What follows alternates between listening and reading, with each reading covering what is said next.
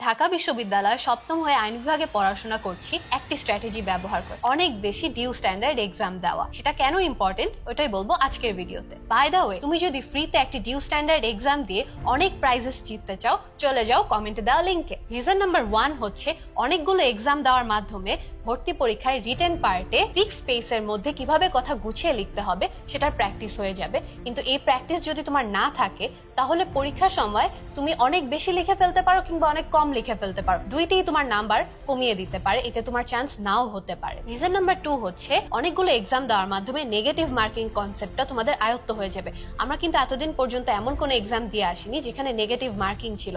SSC, HSC ও admission পরীক্ষার একটি major difference হলো নেগেটিভ মার্কিং। তোমার যদি এই প্র্যাকটিস না থাকে তাহলে ভুল প্রশ্নের উত্তর দাগানোর কারণে তোমার নাম্বার অনেক কমে যেতে পারে। Third and most important reason হচ্ছে অনেকগুলো এক্সাম দেওয়ার মাধ্যমে তোমরা টাইম ম্যানেজমেন্ট আয়ত্ত করতে পারবা। এতদিন পর্যন্ত আমরা প্রতিটি এমসিকিউ অ্যান্সার করার জন্য 1 মিনিট সময় পেতাম, এখন 45 সেকেন্ড করে সময় পাবো।